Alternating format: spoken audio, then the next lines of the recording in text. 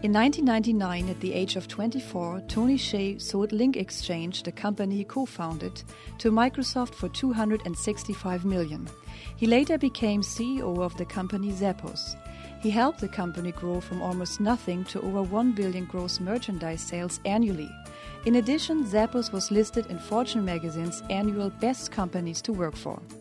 His new book, Delivering Happiness, A Path to Profits, Passion and Purpose, is ranked #1 on the New York Times bestseller list, as well as the Wall Street Journal bestseller list.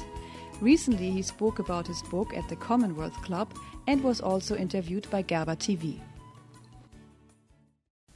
Hello and welcome to Gerber TV. I'm Pamela Lenz-Sommer and I'm here with Tony Hsieh at the Commonwealth Club, and we are talking about his book, Delivering Happiness.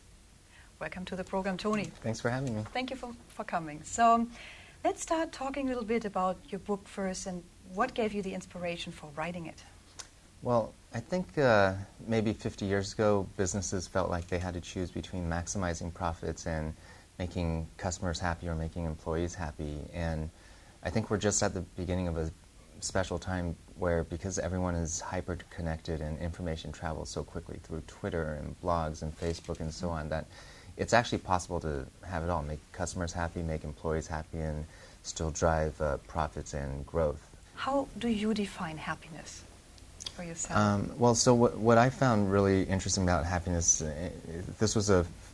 I started reading up on this field of research that is relatively new, but essentially it's about the science of happiness. Mm-hmm. And what I found interesting was that there really is no one single definition of happiness, and there's actually different types of happiness. So in one section of the book I talk about how there's the pleasure type of happiness, and then passion type of happiness, and purpose type of happiness. And each one actually lasts for a different length of time. Okay, so the first is the pleasure. That's the rock star type of happiness. Yeah, that's what I talked about. And it's about always chasing the next high, and which is great if you can sustain it, but it's very hard to sustain unless you're a rock star. Right. And so, as soon as the source of stimuli goes away, then your happiness, what the research has shown is your happiness level just drops right back down to wherever it was before.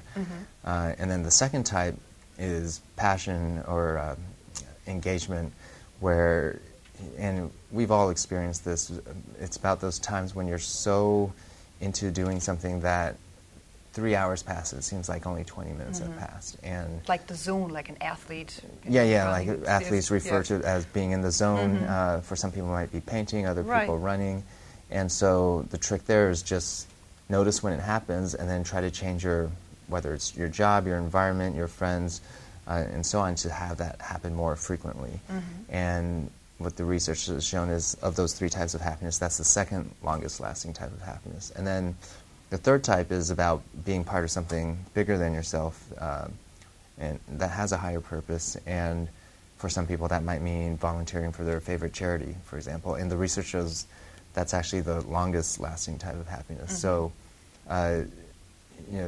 it's interesting, after having read the research and how it broke that down, then the proper strategy is actually, just for your own personal happiness, is figure out your higher purpose, and then layer on top of that the passion, and then anytime you have pleasure, that's just kind of like icing on the cake. Instead of, most people try to go the other direction, try to sustain the pleasure, and then they never get around to figuring out the passion or the purpose part of it.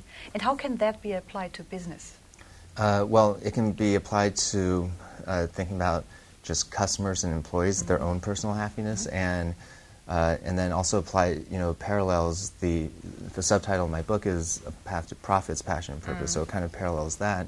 And the research on businesses show that the most successful businesses are ones that have all three of those things. And businesses that only care about profits, in the long run, ironically, actually end up making less profit.